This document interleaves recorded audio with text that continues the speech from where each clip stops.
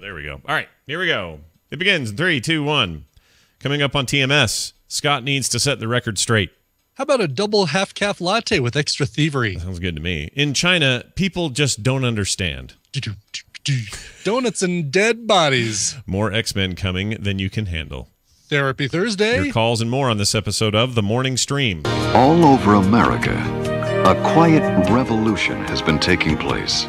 More and more, both parents are working and raising families.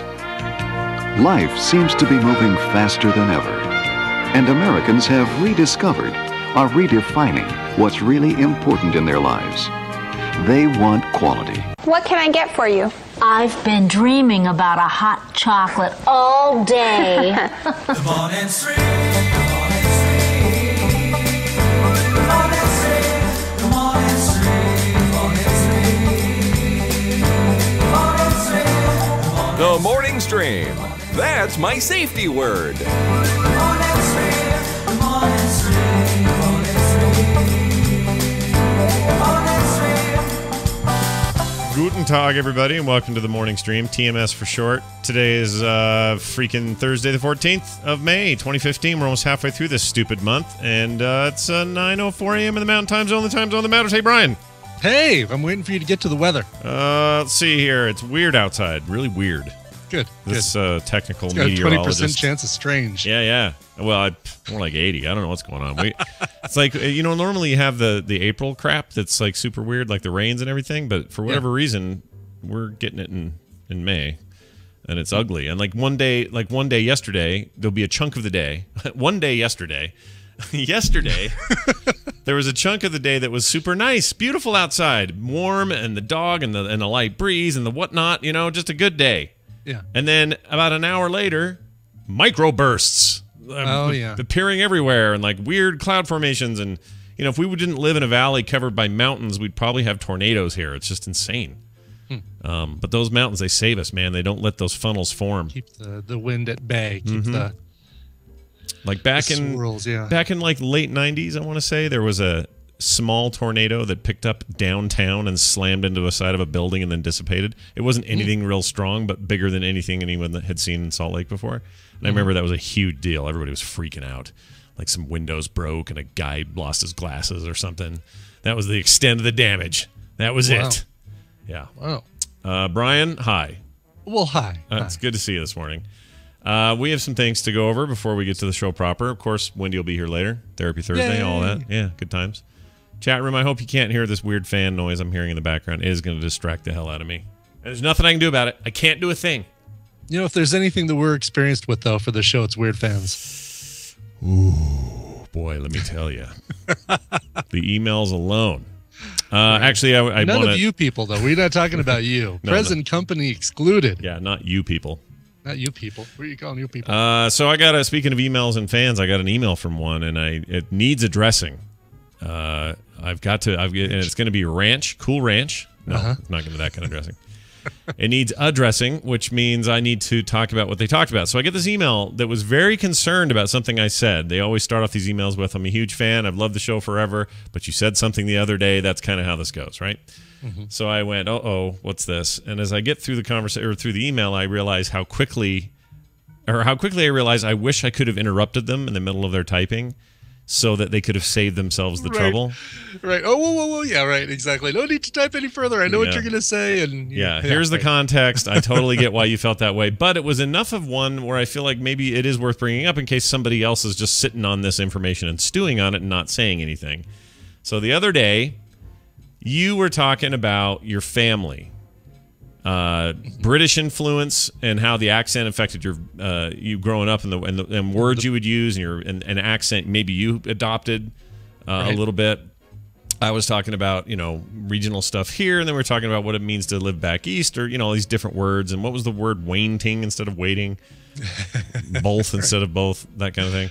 Right. And during that conversation, you went. So I was half the time I was living with a British dad who was saying this, and the other half of the time, blah, blah, blah, and I said, yeah, plus, so it was basically you talking about talking family. about my British and Hungarian, right? Yeah, your Hungarian background and all that, and I said, not to mention those sneaky Jews.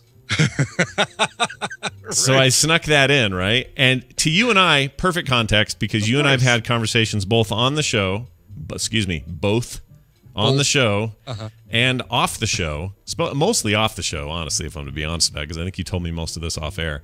Oh, but really? you were telling me how, but it's come up here before, too. I just mean it's been... I know we've talked about it. Yeah, I know we've talked about it on TMS before. Yeah, it's just been a smattering. It wasn't anything we dwelt on. So if you... again, the reason I say that is I don't want to hold it against this or any other person who may have missed it, because it was a small mention. Oh, right. Yeah, of course. You gotta assume... It's funny. For us, we assume that everybody has heard everything we have ever said ever. Right. I could yell, "You can eat rice" right now, and half of you won't know what the hell I'm talking about. Right. So... which has its own connotation, so I have to be careful even with that thing. Oh, boy. So Brian and I've had that conversation where he, kind of recently, in the last year and a half or something, you were informed that you have some a pretty prominent Jewish heritage. Right. But you didn't know that because they were holding this information and kind of snuck up on... some controversy, some slander in the family that actually held that information back because it was...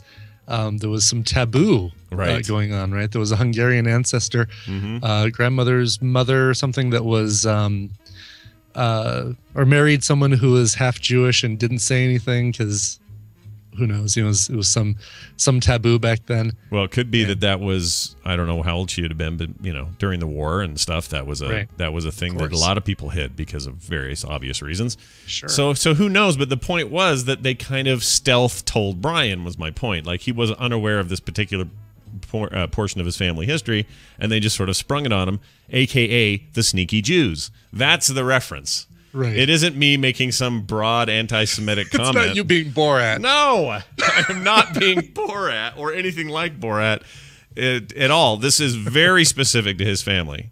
Yeah. And that's it. It's to somebody who just held the secret and then finally sprung it on him. And there was no other context other than that. So I just wanted, in case somebody else had heard that and was sitting there going, well, Scott's kind of a Jew hater, is he? No. So that email basically said, wait, what are you doing talking about the Jewish faith like that? And blah, blah, blah. Well, right? To their credit, it was an absolutely lovely email where they were like, I'm sure I'm missing some context here, so I just wanted to at least mention it. So this is not like a fan email that's overreacting at all.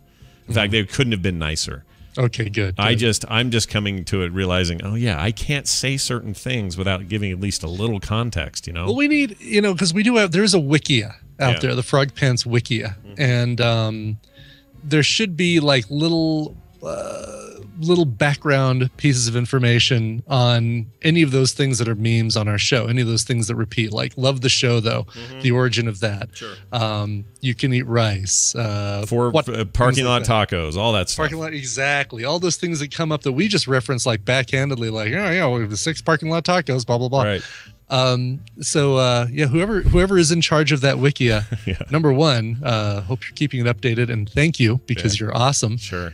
And maybe we need to keep links, in somewhere notable or somewhere easily accessible to where that Wikia is, so people who are like, well, where did that whole thing about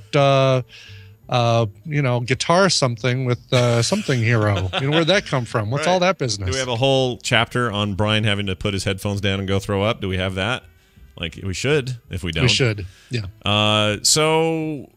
Yeah, the powers that make it, like yesterday, inexplicably in Veronica's Wikipedia entry, it now calls her Destroyer of Worlds, which is great.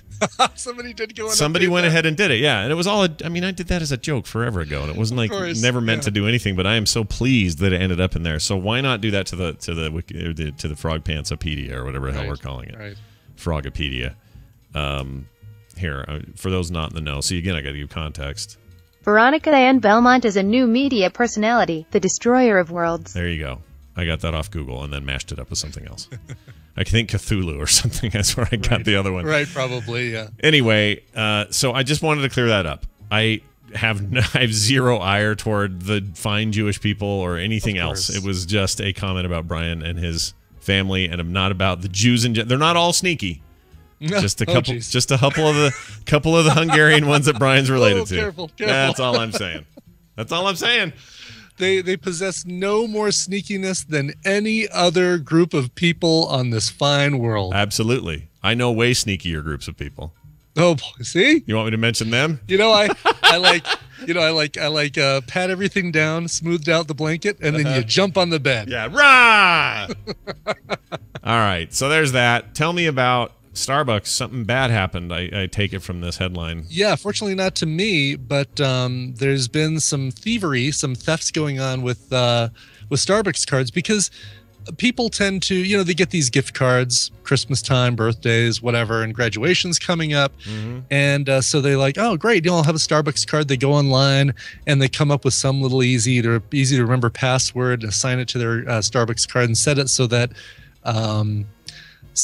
it automatically reloads, when they get their $7 cup of coffee. It'll automatically throw some more money on there. I'm guilty of it too, people, so I'm not calling anybody out. But you got to make sure you choose a decent password for that, because thieves have figured out that they can buy these Starbucks gift cards, guess your password, and have it automatically reload. Like basically they're taking and trying to log on to your account. Yeah. And then buying gift cards with your account that they can then sell on the black market. Ooh. And basically what they do is they just say, give me the maximum amount, put on this gift card, and it puts down, $50 or whatever your auto reload is set for. Then it drains your card kicks in, says, oh, auto reload, and then throws another 50 on there and just keeps on doing that. So that's bad. It's a consumer alert, people. Is it what's interesting about that, or it makes me think that a lot of people won't even know, because this is one of those things you just sort of have and you don't think about it. Right. Yeah. It's not like you don't think about like you think about a credit card. You think about it like it's your, Kohl's card. It's like, oh, Kohl's. So my password will be Kohl's 1234. Yeah. Or it's like my WoW subscription. It just comes out. I don't think about it. Right. Right. For all I know, I'm getting yanked by some Chinese gold seller every month. For all I know. You haven't switched over to tokens completely? No, I have not. In fact, I haven't gone near those. They scare me, those things. Really? They sound like accounting to me, so I'm not going. Yeah, I just I'm not good at, like, my brother-in-law. He would nail this. Like, this would be something he would just go, oh, wow, tokens, eh? And he'd master it in like 2 days. I see it like Ro does. Ro's totally mastered it. But I look at it and go, that's confusing. I don't want anything to do with it, and I'm not going near it. So yeah, WoW tokens, not for me, at least for now. I'm probably going to buy my first one this weekend, because I've got tons of gold. Do you how much gold do you have? Tell me how much gold you have. 40,000. Oh, that's not bad. It's an okay amount, but it's like I don't expect them to be buying anything in anytime soon that's going to be 30,000, right? Yeah. That I could just go and spend maybe 18,000 on a token, get a free month. I'm slowly converting all of my followers in my garrison to have the treasure hunter ability, so that I can get double gold on. Oh, good idea. On any things that I run. Yeah, all the missions that are say 100 gold will come back with 200. Exactly, or even more than that if you have if you send 2 or 3 of them on the mission, then it comes out even more. Well, maybe I've been too tightwadded, dude, because you just said, "Oh, I've got 40,000," and you referred to that as tons of gold. Guess how much I have? Oh, you've probably got hundreds of thousands. I have 189,000 in gold, so I should just spend. Surprise me. I should just do it. Why don't I do it? Oh yeah, do it. That's because I'm a chicken shit. It's a month, and it goes right back. Like, let's say you don't get another token, don't worry, it just goes right back to your card the next month, or right back to, the next time it renews. It says, oh, okay, he doesn't have another token. Boop, back to the card. I don't trust those goblins in those banks. I don't trust them to take care of me.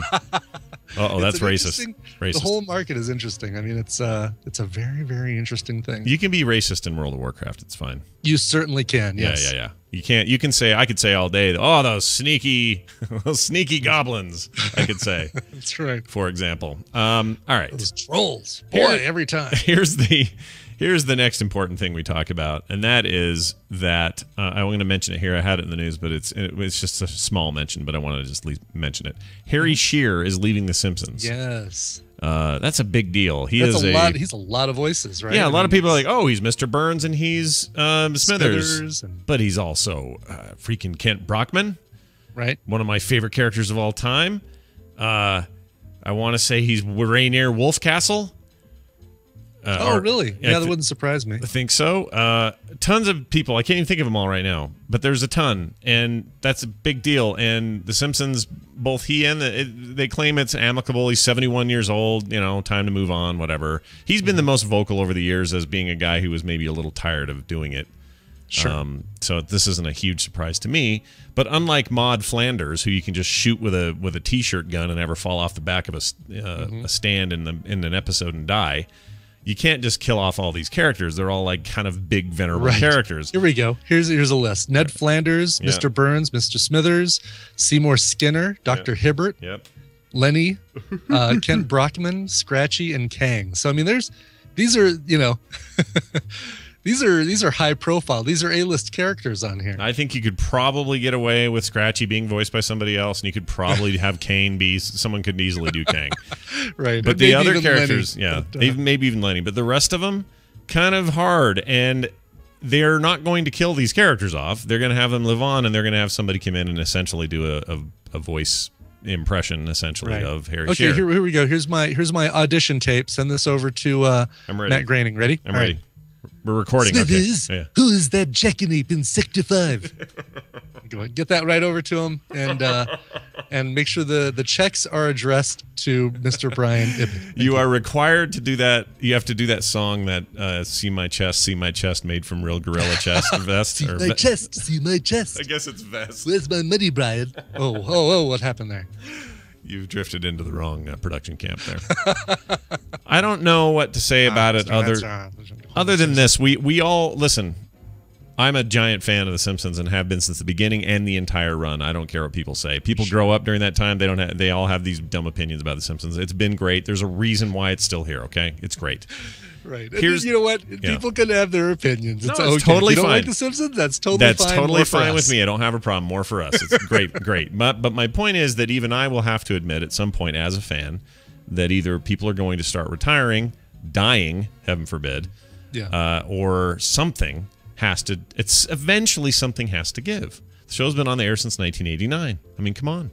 It was the 80s, guys.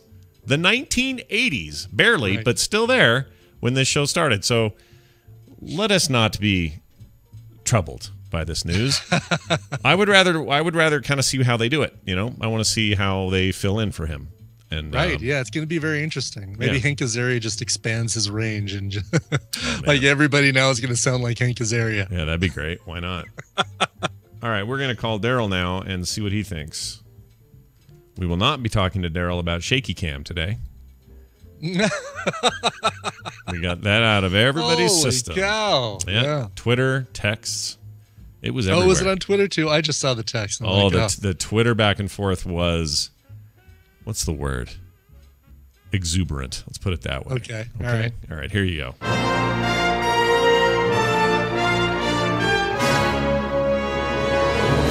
It is Stump a Trek Nerd, and it is brought to you by Critical Role on the Geek and Sundry Network. Dungeons and Dragons is back with a vengeance. I can't do this thing. Join the voice cast of 99.9% of the animation and games currently on your electronic devices. 3 years ago, 9 professional actor nerds started up a game of D&D in their off time, and now that casual game is a weekly adventure on the Geek and Sundry Network. Watch live every Thursday on the Geek and Sundry Twitch channel at 7 p.m. Pacific time and catch up on past episodes over at geekandsundry.com. Very good. Liam and Friends, I like to call it. Have the Rolling Stones killed. I'd like to take a little credit for their awesome D&D game. Not game, but the idea of it never happened. Did you give them their first die, first D20? When they were doing it, and he was just putting up like Vine videos of them goofing off at the house they were playing in and stuff. I said to him, "Dude, this should be a show. You guys record this. Let's put it somewhere. Let's pimp the hell out of it. Let's make it amazing." And then Felicia Day swooped in and took my idea. No, it was an idea that it was bound to happen. It's an amazing idea, and it's incredible, and those guys are great. All right, Daryl, are you there? Oh, yes. I'm sorry, I can't see you. You're shaking too much. One of these days we should have a forum, like a proper like high school debate class forum where we debate the ins and outs of that particular camera technique. Ooh, can I be moderator? Yeah. I don't want to be involved in any other way. Totally. Just like the last 2 days with the conversation, Brian will be he'll have no opinion one way or the other. Yeah. You'll just fly, but you can run it. You can say, all right, your time is up. Now we let the rebuttal. Yeah, I'm all into that. All right, Daryl. Nobody knows what we're talking about. No, they kind of don't. Daryl hates shaky cam in any movies and TV shows at all, and I think it's a fine technique that can be used properly. I think it's overused sometimes, but that's basically the disagreement. And we could have an educated back and forth about it. I wouldn't call the Twitter exchange very educated or back and forth, but it was something. It was a taste of what could come. So anyway, stay tuned for that at some point. I think if they stopped calling it shaky cam and called it more like swoopy cam, then it would probably be more favorably received, right? Yeah, swoopy cam, I like it. Swoopy cam. Oh, I've got swoopy cam. Derek Caliendo, or whatever his name is, has one of those. Yes. Inside joke, everybody.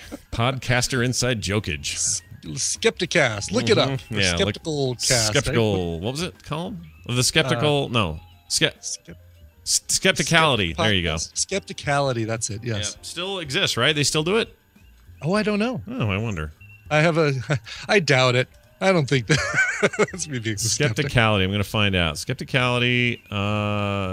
Yeah, here it is. Show notes for the May 12th, 2015 episode. Still going. Is it still Derek and Swoopy? I don't know. Let's just hear a taste. I'm leaning in too much. I haven't done this in so long. I forget how to approach a microphone. That's totally Swoopy. So it's coming back after. Yeah. Skepticality is back, people. Let's see. Is there? Oh yeah, you're right. Because there's only one episode on the whole page. So I think I have doubts that they're going to be able to keep this up. Yeah. Let's see. Hold on. I'm gonna double check. Yeah, you're being skeptical about it. Oh, no, they've got April 23rd, April 7th, May. They've been doing shows since October 2014. Maybe that's when it came back. I don't know. Swoopy was the first podcaster outside of a local couple of podcasters that I ever met, local Colorado podcasters. Oh, very nice. It was on the bus from the airport, the shuttle from the airport to the hotels at the first podcast convention, Podcast Expo. The Ontario one? The Ontario one. And... we saw she had her suitcase there and it was all covered with microphones, stickers, and stuff like that. And I said, "Are you here by chance for the podcast?" And she's like, "Yeah. How about you?" And it's like, "Yeah." And then she said, "I don't think you're real. I'm skeptical that you're standing right here." And I said, "You look like a cover of another podcaster." I always felt that when Derek had that aneurysm, though, I felt so bad for him. Oh my gosh, yeah, that was awful. Anyway, but he's come back through that. No, he's done great. We've kept in touch. He's super nice guy, doing really well. Hey, Daryl's here. Oh, hey, Daryl. Trek nerd time. It's Star Trek nerd time. This is where you answer a Star Trek question about Star Trek. It's an episode where we play a clip for you first. That's one of these. Clip-clop. Yeah, clip-clop. Here you go. You want to hear this one? Here you go. If it's a boy, Michael, after my father. Wait a minute, we decided on Hero after my father. All right, I'm leaving it there because it's too much info. Oh, it's an episode of Deep Space Nine, right? Yeah, sure. Because O'Brien was over there. Why not? And Keiko. By the way, you didn't say the question that Iceworm wrote at the top of this. What episode is... we were trying to trick Daryl. What episode of The Next Generation does this clip come from? You didn't write Generation. What do you... Oh, what episode of Gen-ersation did this come from? Next Generation. That's a good typo. Yeah. Was that episode A, Disaster, B, In Theory, C, Silicon Avatar, or D, New Ground? These all sound like new web apps today or something. Get the new Silicon Avatar app, or get New Ground today, or Disaster. In Theory Bird. In Theory Bird. Disaster, In Theory, Silicon Avatar, or New Ground. Those are your options. Mull those over. Taste them like a fine wine. And while you consider those, why don't you tell gross? Why don't you tell us about this? Hey, what's happening in the world of that? In the world of Star Trek. Sorry, the world of Star Trek. Yeah, that didn't really help. Back in this day, today, this day in 2001. That would be 14 years ago. Wait a minute. Today, this day, in 2001, that was this day. That was better than the other thing you were saying. All right, that's fine. I don't know. It's fine. In 2001, filming began on Broken Bow, the pilot of Star Trek Enterprise. Broken Bow. That was the pilot? Oh, okay. It was a two-part thing, I think. I remember it started with a cold open with a Klingon running around a planet shooting people. Do I have that right? I think so. There was some kind of like so long. There was some kind of wheat silo, kind of like the one that John Book was fighting. I'm too over this shit guy in Witness. It was like that, like a big wheat silo, and there was like a Klingon in there. Oh, really? Yeah. I don't know. It's been a long, long road. So I can't by the way, I get emails fairly regularly saying, I must be the only one, but I really like that theme. What is wrong with these people? People can have their opinions. It's totally fine. They just happen to be wrong. I understand that, but like saying, yeah, I think Hillary Clinton's all got it on, or I think one of the Republican dudes. I wish Newt Gingrich would have won. I'm like, opinions like that can be based on lots of details and stuff, but that song at the beginning of this show is bad. There's only one thing worse than that song. What? Shaky Cam. Oh, shaky cam. That's the hot new Taylor Swift song. New Taylor Swift song. I love it. That's a piece of garbage. All right, Daryl, let's okay, let me just clarify that. I'm not saying that Taylor Swift is a piece of garbage. Just to clear that up. See, we're learning how to put context to our comments now. We are, yes, right. And when Daryl says shaky cam, he is not making an opinion about shaky things. All right, Daryl. Good job on that. Happy birthday to the pilot of that show. Let's get back to your question. Which one do you think this is from? Do you want to hear it again? Will that help you? How do you feel? Oh, sure. Why not? All right, here you go. If it's a boy, Michael after my father. Wait a minute, we decided on Hero after my father. Okay. We named the dog Hero. Only the penitent man shall pass. So what do you think? Well, at first I was going to say Avatar. Or a Silicon Avatar. Yeah. But then it sounds really fresh, like I've seen it lately. Hey, if I put Kim Kardashian as my Facebook photo, does that make it a Silicon Avatar? Get it? Because she has a lot of fake things? Yes. Okay. Right. Okay. She's been augmented. Yeah. With silicone. With silicone. All right, sorry. What? Where's, oh, never mind.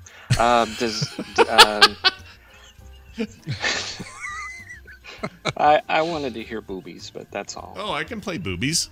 Here, that's easy. I have a thing that has it. Hold on. Boobies. There you go. There's your Silicon Avatar. There you go. All right. Yeah. Okay. I don't think it's in theory or new ground. I was going to say Avatar. But I might say Disaster because that's the one I've seen more recently. And What's happening in the show while they're fighting over baby names? What's pregnant. the A story? I think she was pregnant. Yeah. Right? That was the deal. I don't know if that was the whole story, though. You're right. This would have been B story. Yeah, it's some side thing. Yeah. Picard was busy getting an old gray tea hot. That's how that went. Yeah. Well, I'll risk it all and I'll say Disaster. You risking it all? It might be Silicon Avatar, but I've seen it recently, so that's why. What exactly are you risking? Yeah, what are you risking? my pride. Oh, all right. Okay. That is a lot. That's a lot. Your pride. All right. Well, let's find out if you're right. Is it? Oh, wait. Hold on. Where'd the thing go? There it is. Is it Disaster? Congratulations. Oh, yeah. Perfect week. A winner. Nailed it all week long. Didn't get one wrong. They are arguing over what to name their child. This is also the episode in which their child is born. Here is Worf's classic scene. Before I play that, let me finish the clip from the early one. We talked about this last night. That's right, and we decided on Hero. Wait, I've got it. William. It's a great name. William O'Brien. It's got a nice ring to it. Oh, Riker, you silly man. All right, here's the Worf part. Congratulations. You are fully dilated to 10 centimeters. You may now give birth. Hey, they use this European space points in Star Trek. I didn't realize that. Have they always referred to everything as metric? Almost always. Even in TOS, they referred to metric things. Interesting. If you give that show any credit for, like, predetermining a lot of different technologies that come about or inspiring scientists, inventors, and artists to come up with cool things that eventually become real things, maybe they're right. Maybe one day we will all cave to the needs of the EU and do everything that is. Well, but that's usually done in millimeters, right? Or centimeters. What is? Like how far you're dilated. Oh, yeah. I don't think no doctor looked at my wife and said, all right, you're at about 4 inches. 3 1/4 inches. Yeah. Yeah, exactly. Look, and people think I'm mostly jesting here because I actually think we should go metric. Metric is way more granular, and I like it. I like tens way better than 16s. Yeah. Tens you can divide by very easily. Yeah. And I use it all the time in different work I do. All the time. Like I always make jokes about it, like space points, you Europeans, but in the end, I use metric every day.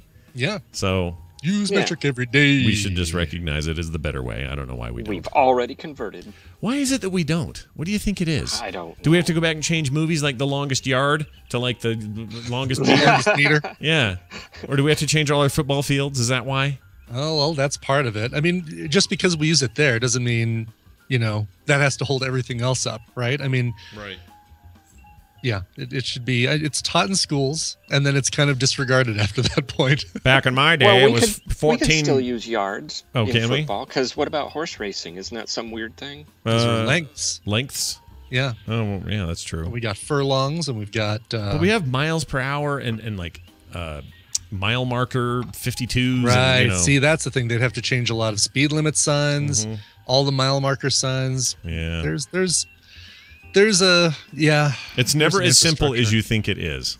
It sounds simple. Sounds like we're all being hard-nosed, but maybe we're not. Maybe we're just like, you know what? Everything's based on this, so it's kind of huge to change it. But that'd be more jobs, like for sign changer people. Well, sure it would be, but then it would be... Oh, don't even get me started on what the Republican people would think of that. That's a bad idea for them. They'd hate that idea. But then again, I don't know. Whatever. Look, one day, here's what I'm seeing, or what I'm saying and seeing, that metric is being used in everything else that you can use it for where there isn't an infrastructure problem. Because I'm using it to measure stuff when I'm doing stuff in Illustrator and Photoshop and whatever else. Like these are non-tangible goods, right? So I can make them any way I need to because it's all sort of virtual. There it makes sense, but in the case of like roads and everything else, well, that means money and cost and people are tight. I know what they really need to change. They need to change the shaky cam meter from inches to millimeters. Then it'd be a lot better. Oh, I see. So it wouldn't be such a... Let it go. Don't want to hear about shaky cam anymore. We're going to have a real debate. It's coming up, I'm telling you. All right, Daryl, good job. You did it. Way to go.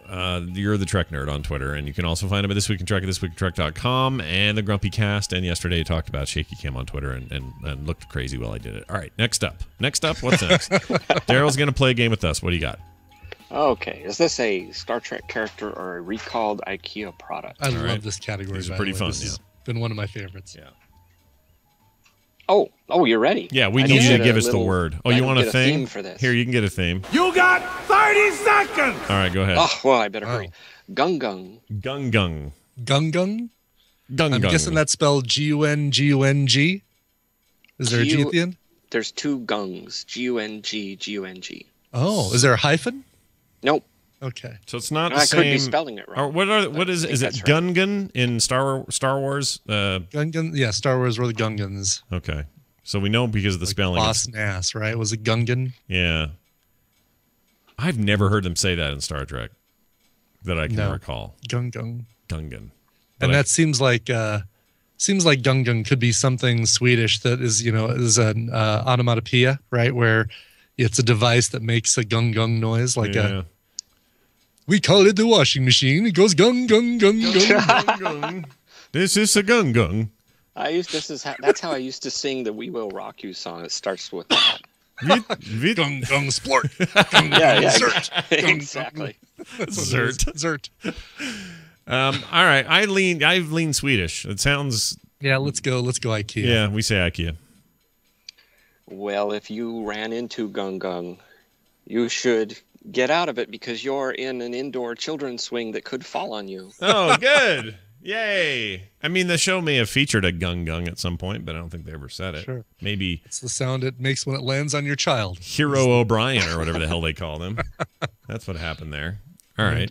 What are we doing now? How about this? Television highlights of the news of yesteryear. All right, it is the news, and it's brought to you by The Figures Sold Separately podcast with Matt, Ken, Renee, and Jimmy. Check them out each week as they cover the best in geek and nerd in the most hilarious and NSFW way possible. Get it on iTunes, your favorite podcasting app, or head on over to fsspodcast.com. The Avengers Age of Ultron subtitles have left the Chinese baffled.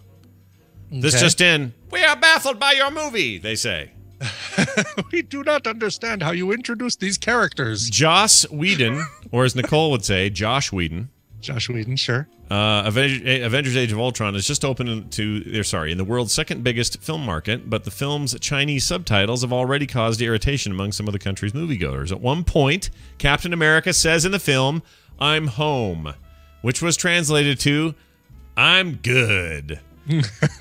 Chinese webisons. Okay, can we not use the word webisons? Yeah. Webisons. I really don't like that. We are people who live on the web. We are webisons. I like the way you did it, Coverville citizens. That works for me. Sure. Because Coverville, you treat it like a community. It has a name like a community, and you are citizens of that community. When you try to combine the words, though, like if you just said Coversons, I would have had to have murdered you a long time ago. Coversons. Hey, thanks for being a coverson. Yeah, I would have to have spiked your drink with poison by now. I am all for the portmanteau. I love the portmanteau. Right? I love it when you take two words and put them together and make a really stupid word out of those two words. You're a fan. However, yeah, I'm a fan. Okay. However, webisons is a bad one. It's bad. I feel like all the internet ones are bad. The ones that are specific to the internet, like webinar, that makes me want to fart blood. Yeah, right. That's a bad one. Yeah. Ugh. In fact, it's probably the granddaddy bad one. I think that's probably the worst. Anyway, Chinese people on the web, there you go, have pointed out this and other problems. At another point, the line about having to wait too long becomes, "I'm very old" in Chinese. What? I don't see how that's a party. Wonder what that translates to. It's, I'm too old for this shit. You know what? Let's try it. Google Translate. Oh, wait, this won't work because it'll be characters, won't it? I won't be able to see. Right. Well, let's try this. All right. Okay. Let's see. I don't,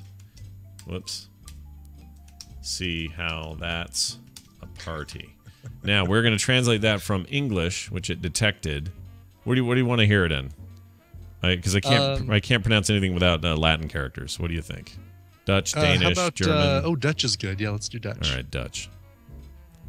Here we go. I don't see how that's a party. Translated directly to Dutch is, "Ik zie niet in hoe dat in feest." Ik zie niet in hoe dat in feest. You could just hear Black Widow sing that in the first Avengers movie. How about love the show, though? Somebody's actually said this to us in an email. How van die show well? I don't know why I have to have the voice. You sound like that guy, the robot guy in Leprechaun 4. Yeah, why am I doing that? Okay, how about German? Dr. Mittenhand. Liebe die Shows war. There you go. How about my penis burns? Mein Penis brennt. What is wrong? Mein Penis brennt. So here's the problem: is that they probably used Google Translate to do the do the thing. So here you go. Here's what you should do. All right. Take one of these things. So like the next line that they talk about is, "You get hurt them back. You get killed, walk it off." Okay. Right? All right. So copy that. Okay. Paste into Google Translate, translate it to one language, and then translate it back to English from that language, and let's see what you get. All right. So this is going to which to Japanese? Like do it to Chinese. Chinese, right? Yeah. It's not which like we have Chinese to read it. thing though? They do like Mandarin. Let's see. Mandarin. All right, we'll do Mandarin. Yeah. Where's Mandarin? They don't have it in here. I got They Mongolian. never saw you coming. Mongolian, Marathi, Maro, Maltese. It's not under Chinese parentheses Mandarin? Maybe. Let's see. Let me go back up. Oh, here you go. Simplified or traditional is all they have. Oh, well, let's go simplify. Or, yeah, sure. Should we do simplified? Okay. Oh, they actually have now they have a, what do you call it? Pronunciation of it. Oh, cool. So I'll try it. Ni shangle shang temen her hugla. Ne bisha zu ta goobly. All right, now easily as good as Vincent D'Onofrio. Well done. Now we're gonna go Chinese to English. To English. Okay. Now I've copied and pasted it. All right. Now back to English says, "Are you hurt? Hurt them back. You killed. Take it off." Weird. Okay. That's not good. That's pretty close. Pretty close to what it says. So yeah. It comes according across. to them, it was run fast if someone tries to kill you. You're right. Which is good advice. I agree. It's not as funny. The phrase "son of a bitch" becomes "my old familiar partner." All right, I don't buy that one. I'm going to look it up. Okay. We're going to test this one. All right. So we're going to do maybe English. use traditional instead of simplified. All right. Traditional comes back as Wang Ba Dan. Now if I copy that out, put it in place, now I translate it to English. Oh, exactly across. It's back to the original. So oh, really? Yeah, wow. Why did they get that wrong, I wonder? Anyway, my old familiar partner. Oh. You son of a bitch. My old familiar partner. Anyway, there you go. People are irritated. Stuff. They think it's just bad. American Idol going off the air. We talked about that. Now CSI is ending its run. Oh my! Oh my! CBS is finally putting the original CSI out of its misery and out to pasture. The network announced today. I know, right? This is Ted Danson's joint right now, right? It is, yeah. Ted Danson and Elizabeth Shue and pretty much none of the original cast. I think now that Nick Stokes left or is leaving, he was the last of the original cast. What's Grissom doing these days? That actor? Is he just hanging out? William Peterson. Yeah, I don't know. Actually, it's a good question. Making residual money, I'm sure. The network announced today that its once monster crime drama will end this September after 15 years. 15 years. That's a long time.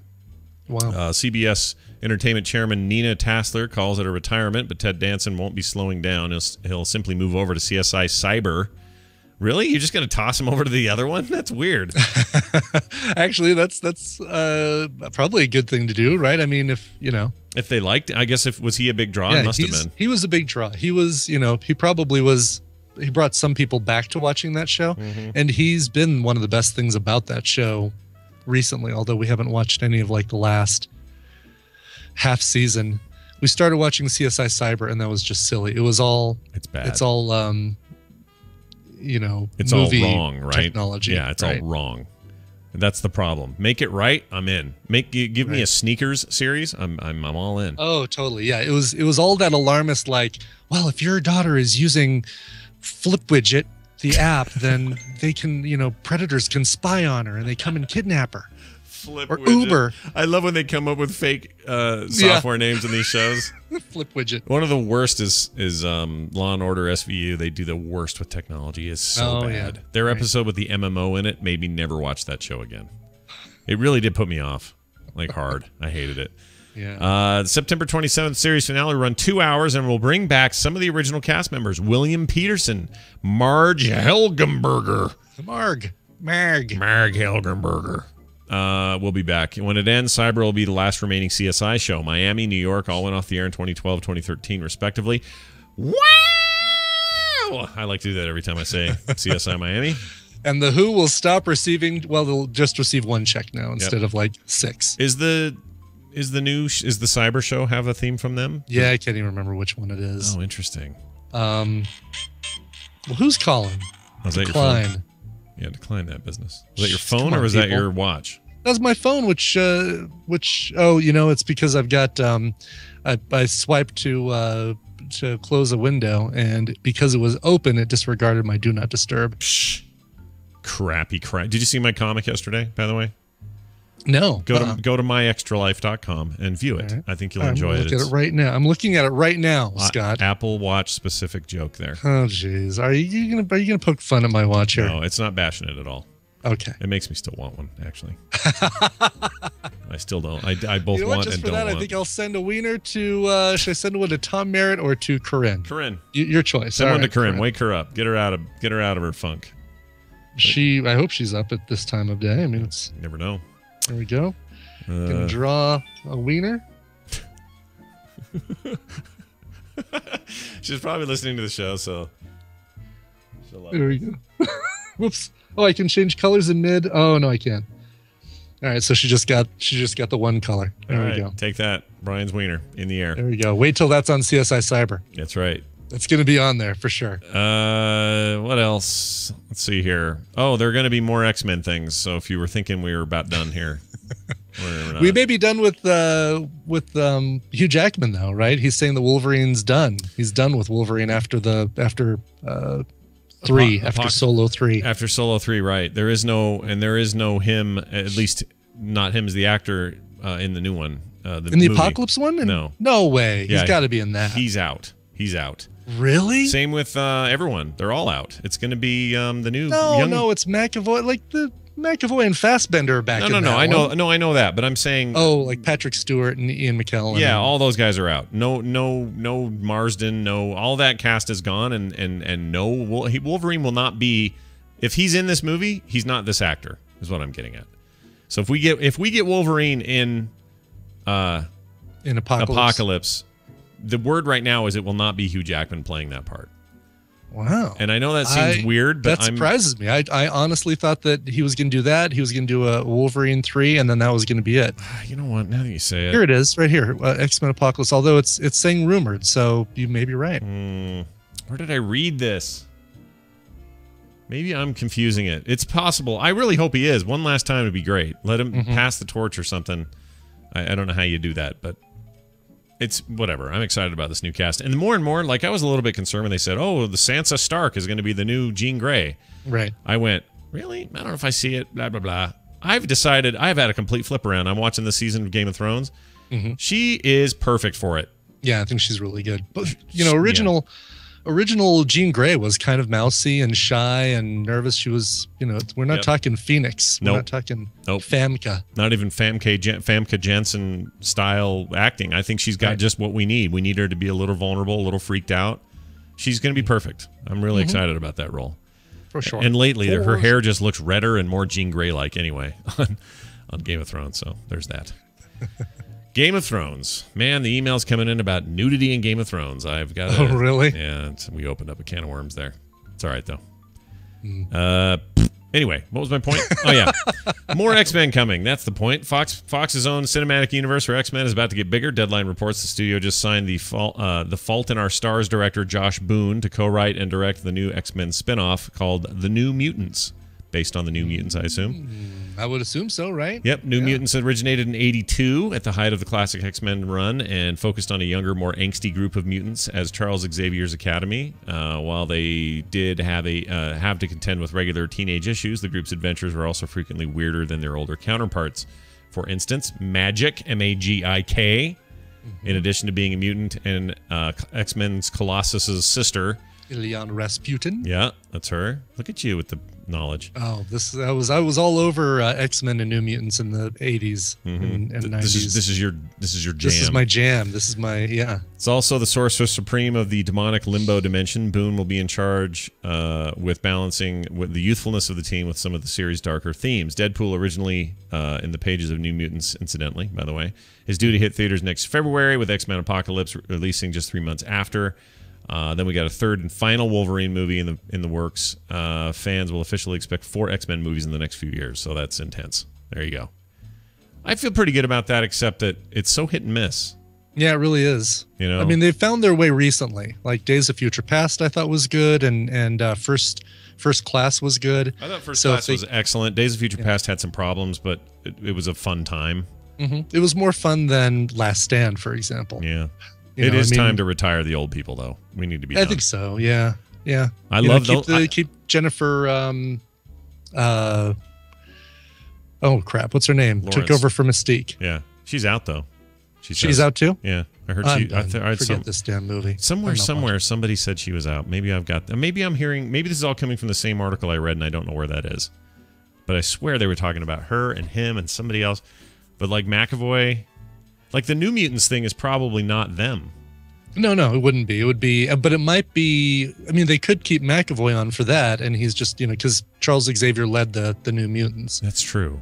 And it was that seems smart to do, is to keep him on. Right. It was Magik and Karma and Mirage, Cannonball. I just can't do McKellen again having a face like he had too much spicy food that night with his hands up going, you know, I can't do him anymore. I love him. I love him, but that time is over. Apparently he is going to be in the Apocalypse? In Apocalypse, yeah. Oh, shit. So let's see here. Here's everybody who's listed. You ready? Yep. Sophie Turner as Jean Grey, Jennifer Lawrence returning as Mystique, Raven, Channing Tatum or Tanning Chatham playing Remy LeBeau, Gambit, Nick Holt back for Beast, Hank McCoy, Beast, Oscar Isaac is going to be playing Apocalypse, Evan Peters back playing Quicksilver, Rose Byrne playing Moira McTaggart, Olivia Munn announced for Psylocke. She has cold dead eyes. Michael Fassbender for as Magneto. Hugh Jackman rumored. Logan, Wolverine, James McAvoy, Charles Xavier. Cody Smith-McPhee as Nightcrawler. Ty Sheridan as Cyclops. Alexandra Shipp as Storm. And Lucas Till as Havoc. It's an interesting mix of new and old there. And Lana Condor as Jubilee. And Ben Hardy. Oh, yeah, Ben Hardy, not Ben Foster. I was excited there for a second as Angel. Great. Jubilee. Thanks for the reminder. I know. Thanks for the reminder. Really looking forward. Yeah, really looking forward to Jubilee. Yeah. Oscar Isaac, man, that guy's star is on the rise. This Guatemalan-born American actor, he is killing it. He's in the new Star Wars. He's the villain in this thing. He was on stage at that celebration thing and looked great. He's clearly the new. He's the Han Solo analog for sure. This guy. Inside Llewyn Davis. Yeah, that guy. Right? Yeah. He's in that new Ex Machina, Machina. Yeah. Oh, that's the other one I really want to see. Ex Machina. Yeah, I want to see that. What's that called? It's called Ex Machina. It's called. Is it Ex Machina? Yeah. Okay. Star Wars episode. Ex Machinima. 7 and 8. So he's in 7 and 8. I mean, that guy's career is about to explode. It's about to be the biggest thing ever. And before that, it was like, oh yeah, he was in. Sucker Punch. Sucker Punch and Don't Back Down and The Bourne Legacy as outcome number 3. That's pretty good. Outcome number 3. Yeah. In Ill Town, he was Pool Boy. Anyway, he's cool. That guy's cool. I like that guy. This guys go. Machina. That's right. Not Machina. Ex Machina. Yeah, Ex Machina. What'd I say? Machina? Shit. Machina. You know what? I said it first too, and it's like that doesn't sound right. But then I kept saying it wrong. So Machinima. Machinima. That's right. We're all wrong. Yeah, everyone's wrong and right at the same time. Selfie stick's been banned. I don't have really an article with this, but I want to know: do people out there have their selfie sticks? Are they using them? Sure, he has a selfie stick. Yeah. So basically, these things are getting banned all over the place. There was a Las Vegas review, Action News reporter. What was this guy's name? It was like Hank Man or something like that. Wow. His name is like Hank Man. Okay. Did an expose on it and like not just things like concerts and sporting events, because basically it's the same reason they don't let you bring umbrellas in, because you can use them as a weapon. And these things, you know, they may start out a few inches long. Prepare for the 13-year-old sniggling here. They start out like 13, 14 inches long, and then you can extend them even longer. There we go. Yeah. And you can use them as a weapon. You can whack people with it. But they're also worrying about it for things like museums. Like they've banned them from the Bellagio Museum of Fine Art because people will be... They're afraid somebody's going to be taking a picture with their selfie stick. They'll see a friend. They'll turn around and they'll knock over a Ming vase or something like that. No offense, but when Vegas starts banning things, you know you're in trouble with your idea. Right. If that's the epicenter, that's the catalyst. They let you get away with just about everything there. I would agree. Some girl died with a selfie stick. A teenager attempting to take ultimate selfie died. Oh, geez. Anna Ursu, age 18. She's a Romanian teenager, a beautiful girl. She's got. What do you define as the ultimate selfie? Well, it says here she was 18. She was posing with a friend on top of a train in the northeastern Romanian city of Isa when her leg touched a live wire above, sending an electrical surge up to 27,000 volts through her body. Her 17-year-old friend was reportedly blown off the train by the force of the current. Passers-by early warned the girls to keep their heads down and avoid electrical cables overhead. Hey, how about tell them to avoid getting on the thing in the first freaking place? Anyway, she had a popular Instagram page, and she attempted unsuccessfully to... Oh, she was on fire, this girl. Oh, that's terrible. Oh, jeez. 50% burns to her body. Hospital, blah, blah, blah. Anyways, and they're blaming the fact that well, they're not really blaming the stick, but she had a selfie stick, so. Yeah. Well, I mean, you got to, in a situation like that, you got to blame the user for using it in an unsafe place. Yeah. Oh, wow. And the uncaring comments on this article, man. Oh, really? What about this is a tragic accident? Nothing's tragic here except for the stupidity involved. Plain and simple. Now I'll go back to my life where I've got it all figured out. Is that what somebody says, that last part? Yep. This guy, Doggy Merchant, says, well, she got her ultimate selfie. Nice. Classy. Somebody's name is Doggy Merchant? Yep. Yep. That's the guy. A real winner. A real party man. Way to throw stones there, Doggy Merchant. Yeah, good job, buddy. Tweakedaudio.com sponsoring today's show. Listen to our show every day the best way you can, and that is by putting in earbuds. Putting in your ears. We don't recommend that. Way better to put Tweaked Audio earbuds in I your agree, ears. but even better to save money. Go to check them out at tweakedaudio.com. Find what you like, and then save a third off. It's 33% off, folks, at that site using the code STREAM. We're going to take a break. We're going to play a song, and when we come back, Wendy will be here. We got a great question. She says is an easy fix, which I can't wait to hear about. Wow. Yeah. Oh, this is going to be like 2 minutes. Like, oh, do this, do this, you're done. Yep. Swedish word of the day. Yep. Bye, Wendy. And then she'll yodel. That'll be it. Before all that, Brian has music. What do you got? All right, this is a little bit of a longer one, but it's I need to read this whole thing because it's great. Dear morning peeps and lovers of all that tadpooliness, I am secretly writing to you knowing that my mom listens to you every day and for a special request for my mom for her 40th birthday. Oh, cool. She is by far the most amazing person you will ever meet. My mom is a real-life superhero that managed to raise me single-handedly and put me before everything else, her love life, her social life, and her career. My dad tragically passed away when I was 2, and simultaneously my mother found out that I was diagnosed with cerebral palsy. Not to make matters worse, she broke her back and had 3 spinal fusions to become whole. Oh my gosh. Paralyzed for almost 2 years, my mom never complained. In spite of the odds, she struggled through physical therapy and learned to walk again, all the while raising me and never letting either of our disabilities matter. She always says, so what if we have a disability? It just means we get to try and push ourselves that much harder and do the impossible. I'm such a puss. This woman's amazing. I'm a giant puss. Agreed. Yeah. No one else has been there for me like my mom. She spent months doing the impossible and still managed to put food on the table. When there were field trips to go on, books to buy, admission fees to pay, she just nodded and paid for it. She spent years of ignoring herself and putting me first. When I had troubles in school, she paid for a tutor. When I wanted to play an instrument, she paid for it. When I wanted to go to summer camp, she put herself through cosmetology school and got a job working at home just to make sure I was happy. When my cerebral palsy got to be too much, she struggled with insurance agencies and drives me to and from therapy. When I wanted to play with my friends, she invited them into her home and drove us to wherever she wanted. And whenever I wanted to dye my hair purple, she just nodded and bought the hair dye. My mother was there at no personal gain to herself. She's a truly amazing person. I am now a freshman in high school with a 4.0 grade average and a bright future ahead of me because of her. You all may know her as Blinken Park or as Carrie Sims, but I know her simply as Mom. She shares my deep-set love of music, and because of this, I beg you to please play Nirvana, Something in the Way, because in our lives, she makes sure nothing is ever in ours. Wow. Blinken Park. Great name, by the way. Yes. Very good. And I think she's even in the chat room, and she is. She says, I'm going to frickin' cry, she said. So happy birthday, Carrie. That was super sweet. Yeah, really sweet. Super sweet. Yeah. So how about a cover of Something in the Way by Nirvana? This one is, it's great. It's by a band called Judith Hayes, and it was included as the 20th anniversary tribute to Nevermind, which came out about 4 years ago, part of X103. It is called Forever Mind. It is Judith Hayes and Something in the Way. Here it is. We'll be back in a minute. Stay tuned.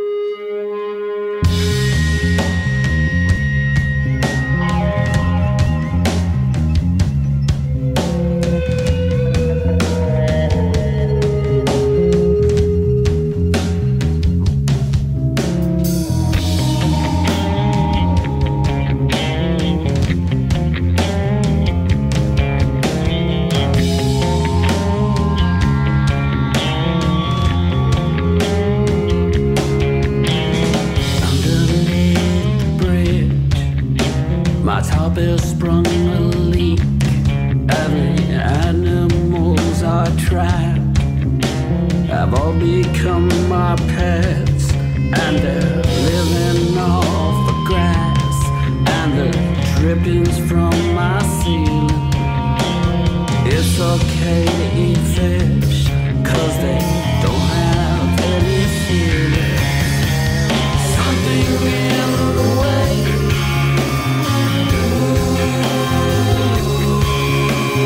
something in the way.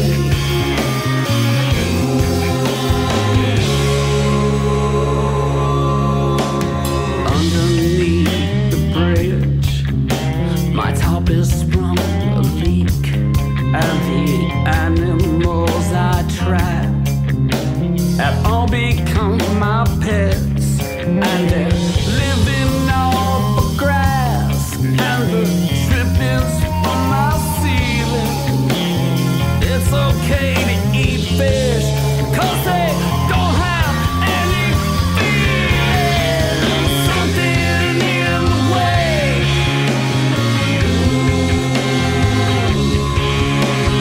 something in the way,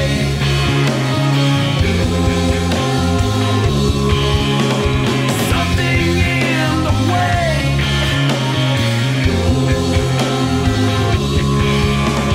something in the way.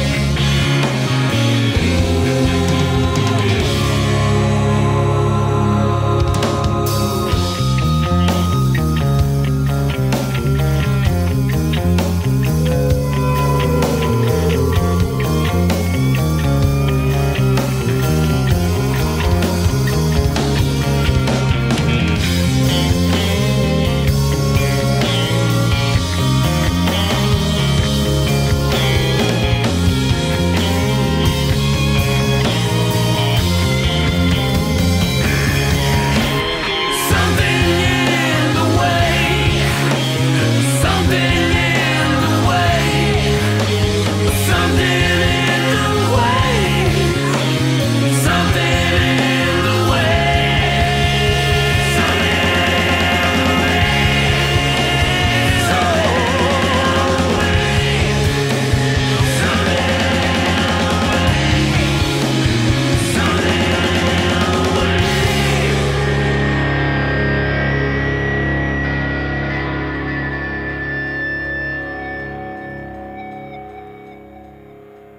In their personal life, in their business life, in the goods they purchase, and in the food they eat. They want good, basic home cooking, quality food, and they want choices, variety, all at a reasonable price. Americans want value. Hey, Professor Wang Wound!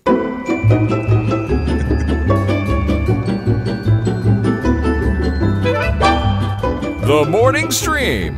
You're soaking in it. All right, we're back. We're back. Hey, we're back. That was really nice. What a sweet little dedication. Yeah, for sure. Very nice. Very cool. Not often that you get a dedication that begins with Nirvana. Yeah, right.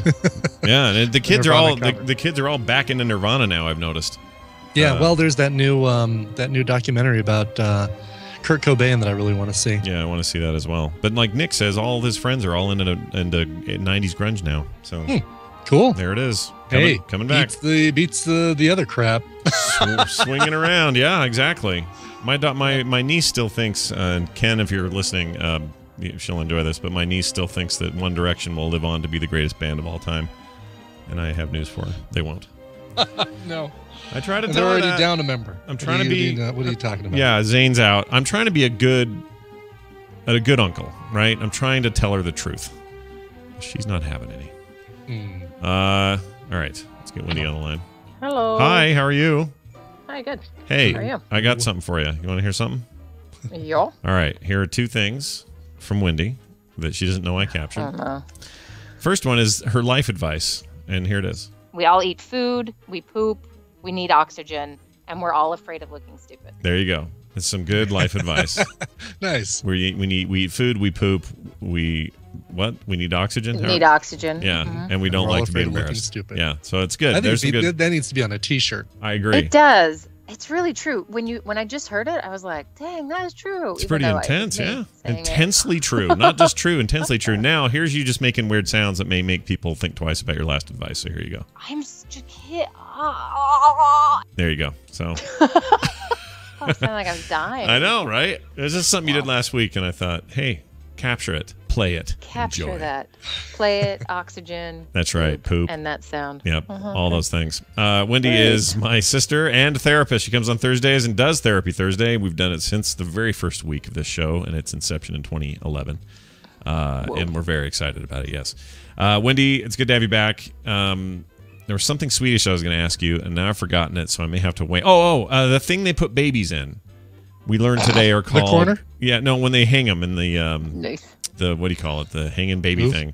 They call it a... baby Bjorn. Is it called the Gungan? Does that sound familiar? No, maybe. I don't know. No. All right, next time at your Swedish lesson thing you go to, could you ask about the Gungan? No, that's a swing. It's like a... Oh, you're thinking like a... It's like a little baby harness. Oh, that's what he was describing it as. I was thinking it was like a outdoor playground kind of swing thing. No, I looked it up. IKEA sell those. I looked it up after, and it's Did you? It's like you hang it from the door jam, and it's like the little thing they can kind of bounce and swing in. Oh yeah, bouncer thing. Yeah. Yeah. Here we call them. I think we just call them baby bouncers, right? Yeah. Right. Which is little tiny people that kick men out of bars. I don't know. Whatever. Yeah. Anyway, back to the point. New York's hottest night.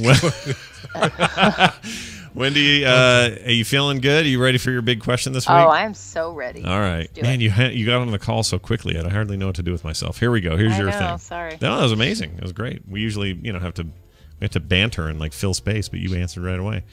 All right. Well, on that note, here's this. Yeah. All right. Now let's start. Time to start. This is someone named S. Okay? That's all we know. My name is S. A couple of years ago, I graduated from college. Found a job in my field and moved away from my parents and into my own apartment. Shortly after that, I started developing a weird compulsion. How many of your patients ever start that way? Probably a lot, right? Wendy, did we lose her? Oh, we lost her. Aw. No Wendy. I guess she got gunged right off the Skype call. Let's see if we can rectify that situation by adding her back in. Okay. I should have known that the fact that we got her so quickly would mean that we'd lose her just as quickly. We get her quick, we don't keep her. Right. She's not a keeper. We've thrown her back in. All right, let's try that again. Okay, it's ringing. Oh, when the second ring's that long, you worry. Although the sound usually get a little bunch of crustiness. I'll bet she ended up on a call or something. You know how that does that? Someone calls you and interrupts your Skype call. That was probably it. I haven't had that happen. Really? Yeah, oh yeah. If you're on a Skype call on your phone. Yeah. Yeah. That's right. We've talked about that, right? Haven't we? The Skype interrupt thing happens to jury all the time. It happens exactly. Yeah. I was just about to say that bastard. I still haven't received anything back from Corinne as far as any. No wiener reply. Oh, it's because I turned my watch off. Derp. Hey, look. If you're gonna have the thing, you may as well have it on. I should leave it on. Or otherwise, it's a $400 arm stop. It's just a bracelet. All right, we are not getting Wendy. I don't know why. That is ironic that her call picked right up and now we can't get her at all. You know what I'm going to do? I'm going to pause until we get her because, why not? Mm-hmm. Why not, I say. Not you people at home. You'll still hear us do this, whatever it is we're doing. This back and forth that Brian and I are enjoying right now. Mm-hmm. You'll still hear it. Yeah, that's just for you. You don't have to share that with the podcast listeners. I just realized between your microphone cover and mine, we're like Christmas here. I got green. Oh, is yours green? Mm-hmm. Nice. It's cute. I like it. Makes me want to celebrate early. Mm-hmm. All right. Let me try adding her this way. Weird. Doesn't it feel like Christmas was just 5 seconds ago? Yeah. Exactly, yeah. Totally does, dude. This is time. This year has no time has ever felt as fast as this year feels to me. Mm-hmm. And I don't know why. I can't put my finger on it. I don't know why. Just out of control. Yeah, just so busy. I mean, the busier you are, the faster time seems to go. So I've got too many projects, too many commitments, too many things. Yeah. I need to cut back. 2016, cutting back. Not this show, don't worry. We're not cutting that back. It will continue to be. Nerdtacular is just going to be 2 hours long. Yep. We're doing a movie again. Going back to the old way. may have lost her. Oh, you know what? Let's see if she's texting me. No, let me see. She may have lost all connections or something.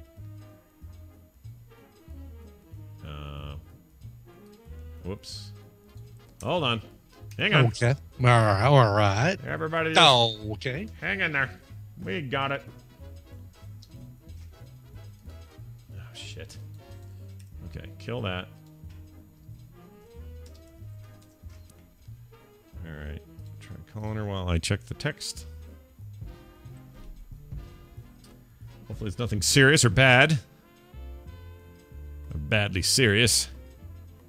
Can't imagine it would be. Why is Scott so puffy looking?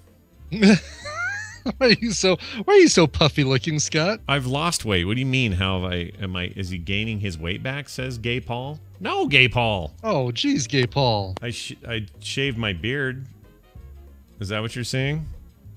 I haven't gained any. I've lost if I've done anything. I'm down another 5 pounds over what I was, say, a month ago. Yeah, I don't know what he's talking about. And he's got a frowny face, like it would be a problem if I had fattened up a little. Weird. No, I've never been skinnier. I'm almost 60 pounds lighter than I was, say, a year and a half ago. And if I keep going, if I keep this up... Oh, he says he's just teasing. They think I look younger with when I shave. You totally do. Yeah, I was wondering, you should probably do that... I can't remember what was it, whateami.com or whatever it is. Yeah. See if you get a lower number than before. It's entirely possible. I should try that. I hate that thing though. It bugs me. Doesn't work. Here we go. Oh, here we go. Yeah, Corinne did send me some messages. Let's see. What penis did you get? Well, she first did the tap thing. Yeah. And now she's drawing something. That's like a big erect wiener. It's like a house. Oh. Oh, that was weird. It's like a hammerhead shark. I think that's a wiener. Yeah. Sword. She wrote sword so we'd know. She wrote sword, so it's just like that thing I did for nice throwback. That's funny. And then more tap, tap, tap. Corinne, you win. Corinne wins. Yep. She wins. All right. Well, I'm thinking we may not get her back. I don't know what to do. Ow. Oh. Hello? Hi. Hi. What happened there? I don't know. That was weird. Your phone went weird.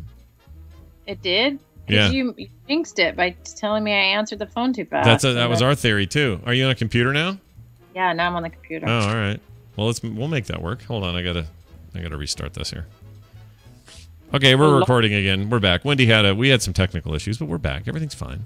Mm-hmm. Everything's fine. So you're like so you're like on a little room mic now or something, right? No, I'm just on my laptop. Oh, that's fine. Yeah, we call that in the business. We call that a room mic.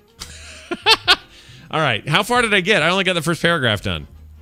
So you ready? It's someone with a compulsion. Okay. I don't know if you heard all that. Did you hear all that? No, but I read it, so I know. Okay. Here's the next part. When I drive, I often find myself with the fear that I have hit something, even though I never have. This happened to me once, but I actually did hit something. Anyway, this will cause me to want to drive around the block again to check and make sure I didn't hit anything. Sometimes this can happen repeatedly, and I will spend a lot of time and gas driving around just double-checking the route I just took to make sure that I didn't hit anything or anyone. If I ignore the feeling, I start to feel anxious, and I worry so much that I just feel sick unless I drive again. And I drive it again. I have only been in one car accident my entire life, but this was years before I moved out and this started. That makes me think he's dismissing the actual really important thing about an accident that may have happened before. The worst case was a day after work where it took me about an hour to get home, and I only lived 10 minutes from my house. I just kept driving around checking the same spot and new spots that developed along the way.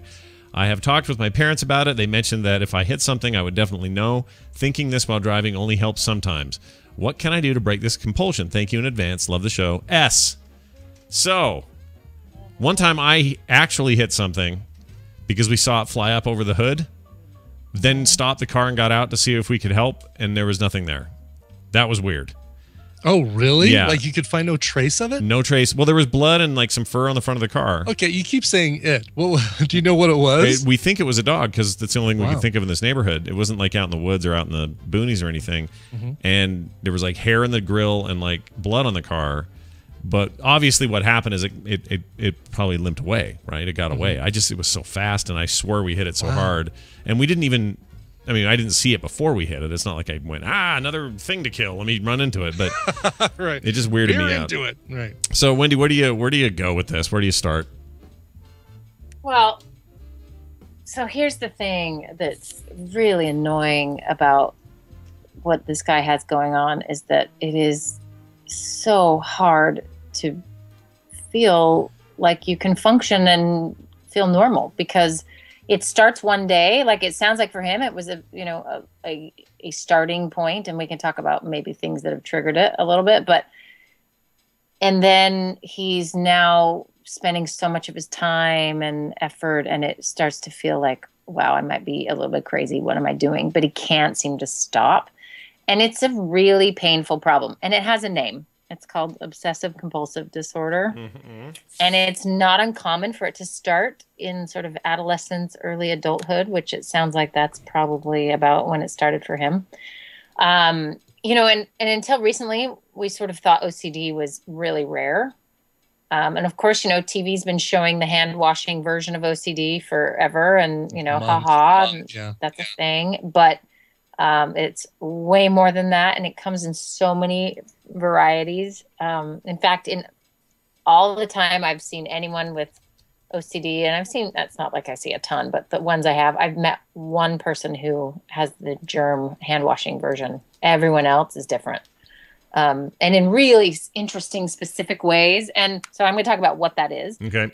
But at this point, we used to think it was really rare. At this point, studies are showing there's about 3% of the population in the United States with OCD, which is 6 million Americans. That's quite a few people. Jeez, yeah. Yeah. Way more than I thought. I don't know why I thought it would be a lot less than that, but that's a whole. Well, I mean, there's a big range though, right? It's kind of like autism. There's no like little tidy little version of it. Like, if you break a leg, you break a leg. You are now a statistic that is easy to quantify. But is it that broad where you just feel like the granularity of OCD is far and wide, a little bit to a lot? Well, the range, like if you're going to use that concept, like the autism concept, the range is anxiety, and then OCD is its own special corner of anxiety. But the truth is, it's actually just anxiety. It has a lovely, nasty flair to it that makes it more difficult to treat in some ways, and more painful for the sufferer in some ways, because tends to be a sort of a pinpointed anxiety. So this guy is giving us a good example of that. He is, we all have had this experience, right? Where we leave the house and we're like, did I lock the door? Huh. And maybe you go back and check and the door's locked and you're like, oh, okay. Or you don't go back and check and you're like, well, oops, if I did, who knows, you just move on with your life. Everyone has had that experience. But this form of sort of anxiety is almost like a brain glitch. It like loops a thought and it won't let go. So the thought is, I didn't lock the door. So you go and check. And then you drive away. And then, 10 minutes later, you're like, okay, I'm pretty sure maybe I didn't lock the door. And so you go and check again. And it kind of starts like that. And at first, kind of in the normal range. And when there's really an onset of OCD and you are in diagnosable category, land of OCD, there's certain things you have to meet to qualify that.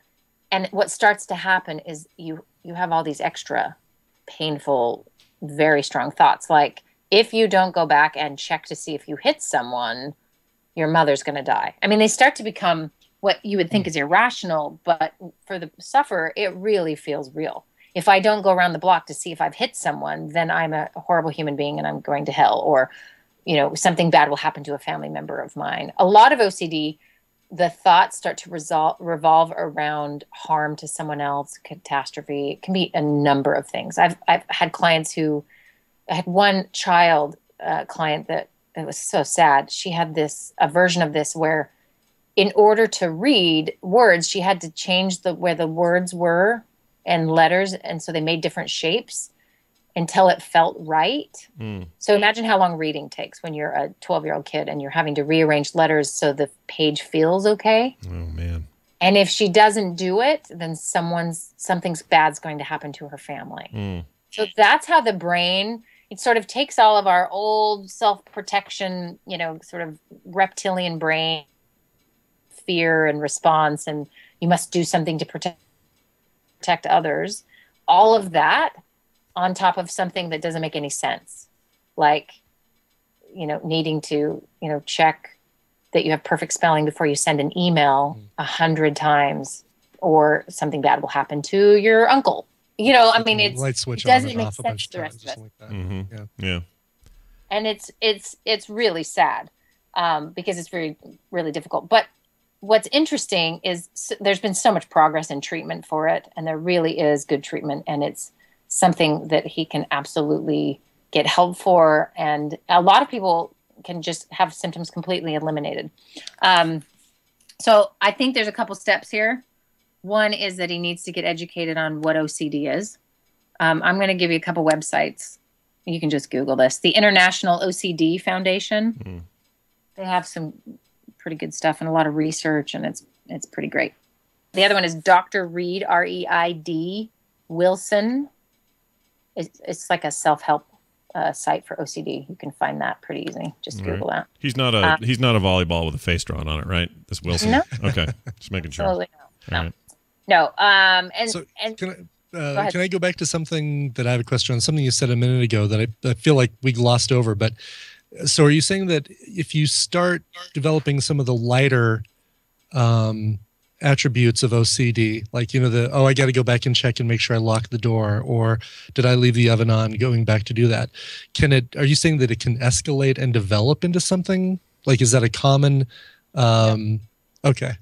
No, what I meant by that is that it's a really normal experience we all have. And say you're going along with your life and you've had that normal experience, but suddenly you are finding yourself doing it more and more. So it can develop into it, but it's not going to develop for everyone. So there's typically a genetic component to this. You're going to have someone else in your family maybe that's had it before. Anxiety probably runs in the family. So there's some precursors. It's not everyone who thinks I'm going to check my door it has to be careful or they're going to get it. It's not contagious. It's not something, that you develop necessarily, but it starts at some point, right? For people. And it sounds like, and this is my theory with this person, they didn't read my mind and answer this question, but they gave a hint to it, which was they've moved out of their house, their parents' house. They're sort of on their own. There's this new stress load or self-reliance, all sorts of maybe new pressure they're feeling that could be a contributing, triggering factor. So for some people, it's a stress response. They're already sort of, susceptible to OCD or anxiety. Maybe there's a family history. Maybe they've had worrisome thoughts in the past, but nothing's really boomed into, something that's hard for them to deal with. And then they have a major stressor, and it can even be a good stress, but just a change, something happens, and then they're finding themselves having this happen more frequently. So his story is not out of the norm of a development of the disorder at that stage. It's about teenage to early 20s where you're really going to see some of this come out. And it's typically the onset's because of stress. But the majority of us will never have this. But it doesn't mean we don't have freaky irrational thoughts, right? So when you have a freaky irrational thought, you actually know the treatment. You don't know this actually because you don't have a glitch in your brain. It's not getting stuck.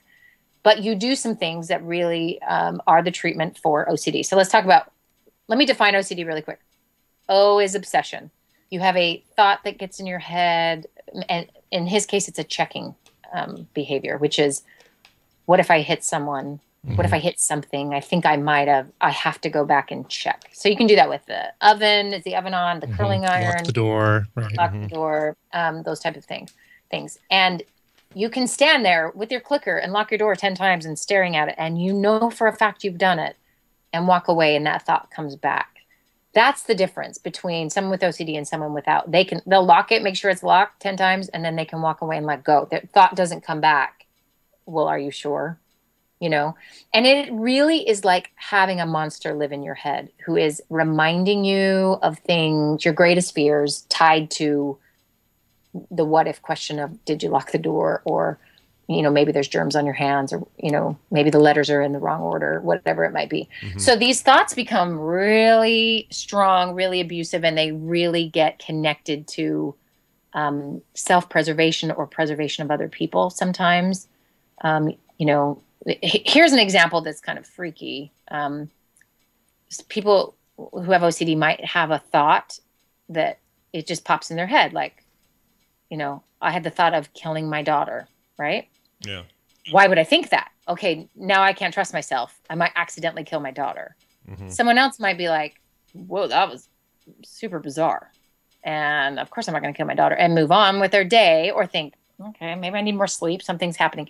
But for someone else, they have a lot of thoughts that come in and go out that are probably most of us have had, or are weird on some level, but the brain does not let them stop. It makes it, you're not trustworthy. Burrows in and right. Yeah, it's like, it's a worm. It's a terrible experience. But here's the C part.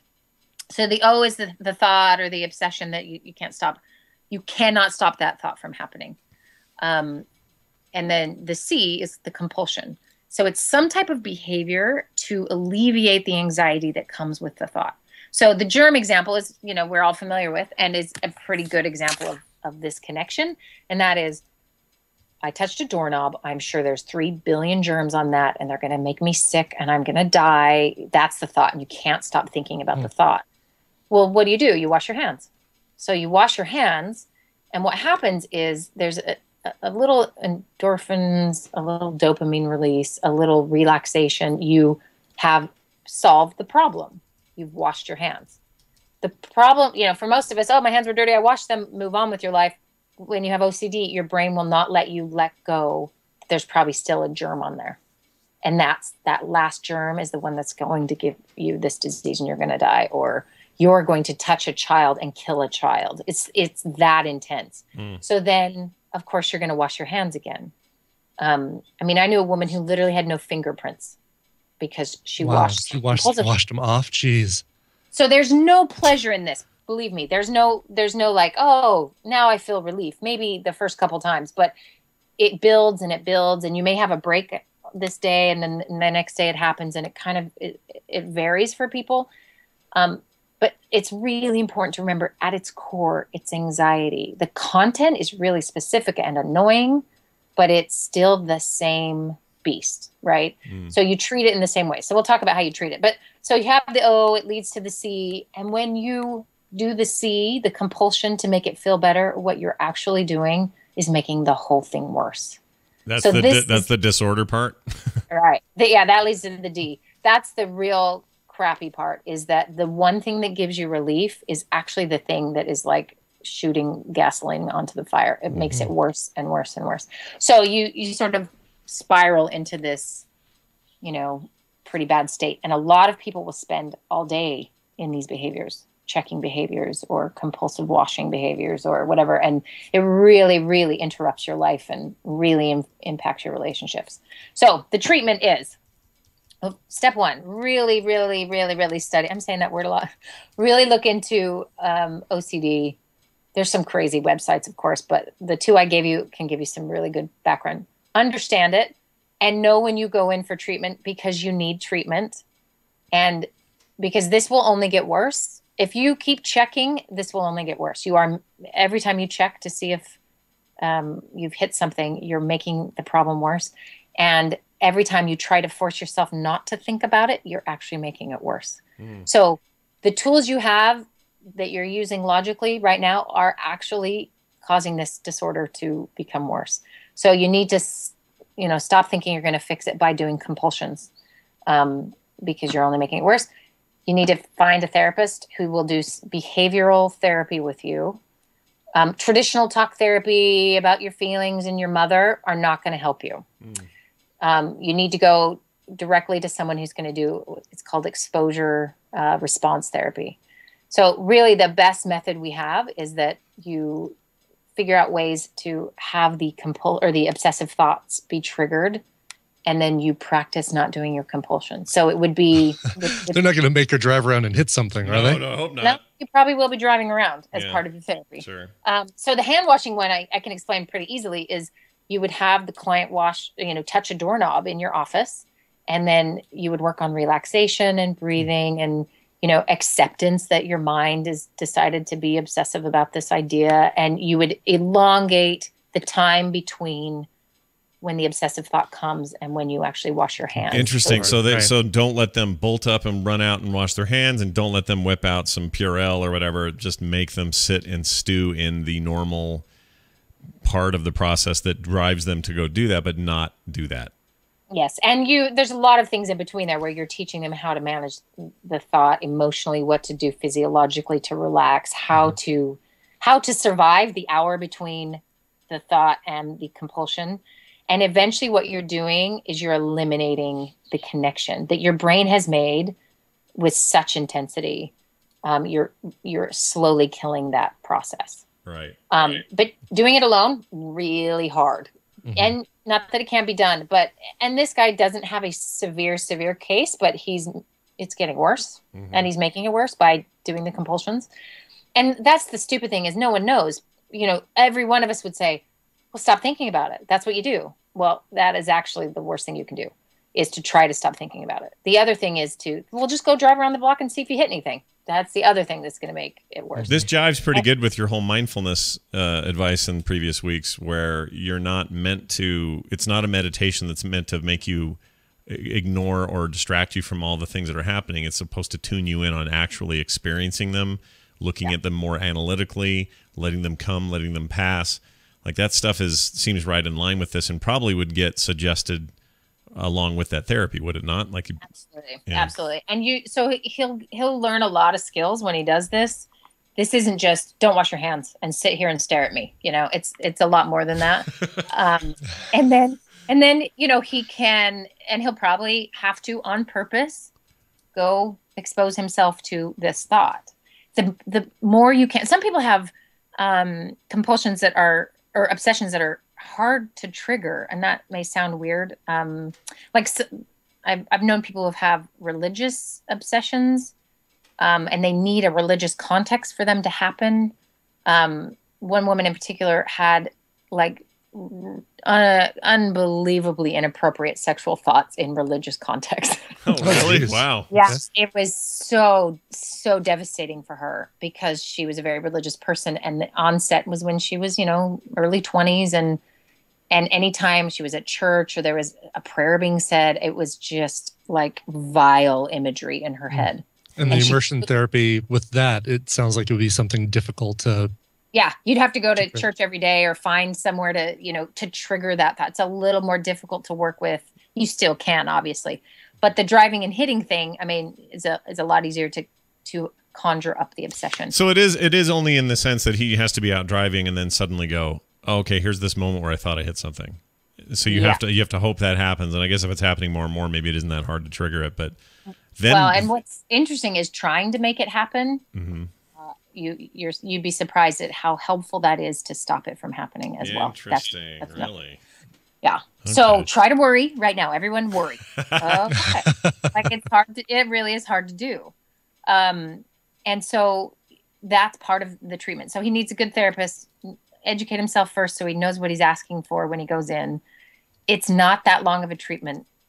He'd probably be done in 6 sessions. It really is really, really treatable. Just don't let it keep going, and don't be embarrassed. That's one of the missions of this international OCD group. They do a lot of fundraising and cool stuff, because the stigma around it is sucky. But the truth is, there's 6 million of you counting your M&Ms and counting the road signs to the side of you and clicking your teeth to match. There's so many variations on this, and everyone's hiding it for the most part. You would be shocked if you knew really how common this is. And then there's people just on the edge of OCD all the time, right? That, they sort of clean a little too much. Or there's, sometimes I joke that I wish I had just a little OCD to clean my house, to care enough. But you don't. It's not a funny joke, because it really is painful what it is. It's not something that's like, I'm OCD and my house is clean. Yeah, people are like, oh man, I need to keep my car. Like I used to say to my buddy Andrew, Andrew, I used to say, dude, you're so OCD about your car, because it could never have a fleck of dust on it. It had to be constantly cleaned. And maybe there was a real OCD thing going there, but there is this tendency, even in popular culture, movies and TV and whatever, to treat it as a thing that it both isn't and is, in either way feels kind of negative, you know? Perpetuates a weird stereotype. I mean, so from personal experience, I don't want to just at least mention this. If this maybe helps the listener or not, but ever since January of 2014, when I got hit with that hideous colon infection and was in Phoenix and couldn't do jack about it, that was rough and it hurt and it was bad. And I spent all night, all day in pain all the time, which I've never done before. Didn't know what that was supposed to be about. That was awful. Got it taken care of, got the stuff, whatever. I've had some residual issues that I'm still having to deal with, but I also have this thing where I can be anywhere and all of a sudden have just a tinge of discomfort or pain. Like, it doesn't have to be hardly any. And my brain immediately goes, it's coming back. That's it. That's it. That's the one. I can feel it. That's the initial thing. Oh no. What are we going to, this is the beginning of Hell Week or whatever. Yeah. That's a form of that. Is it not? I mean, I'm compulsively reacting to an obsessive thought that this is going to roar back in a way that is worse than the Phoenix trip. Well, the compulsion is the question. Are you eating 500 vitamins and then doing 10 jumping jacks? I mean, what is the compulsion when you have the fear? Because fear is fear. And again, you can see how anxiety is the cousin. I mean, it's really the mother of OCD.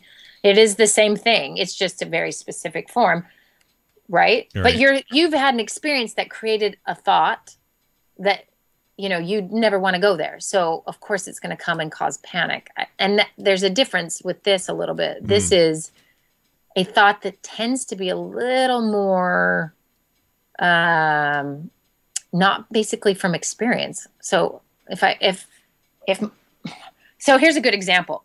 When a child is young, someone with OCD, who's a parent, might think, oh, what if my kid swallowed a penny? I need to go check on the child, right? So they run in the other room, check on the child. Oh, they're fine. Okay, everything's fine. Okay. And then it happens 40 more times in the next 2 or 3 hours. You've just reinforced that this might happen. And now it's really important that you get there to check, because everything's okay each time you go. You've done some compulsion to make yourself feel better. Now that thought matters. That thought is, I can prevent my child from choking on a penny because I checked. Yeah. Obviously, you start to not have a life, and that child's going to have some problems, right?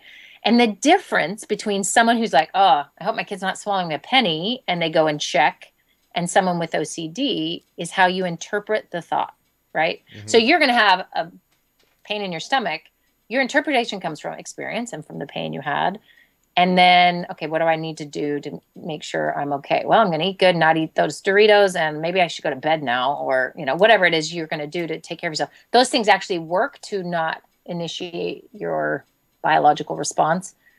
And someone with OCD would be doing some kind of ritual that doesn't make sense to the rest of us. Okay, that's interesting. I didn't realize there was a connection, or one of the distinctions then is, I mean, I guess you've been explaining this the whole time, but one of the very clear distinctions is there's not a routine, but there's a thing you start doing, like an action you're taking over and over and over. In my case, or anybody's case, where it's more like PTSD, where you're like thinking of a thing that happened and you do not want that no matter what again, but you're not checking every 10 minutes to see. I'm not going to it. Like, let's say the only answer is have a doctor do a scan. It's not like I can go get a CT scan every 5 minutes. Over and over and over again. Right. Yeah. And that would be more akin to what you're talking about with obsessive. Well, that actually makes you feel a little better. Right. Right. Good.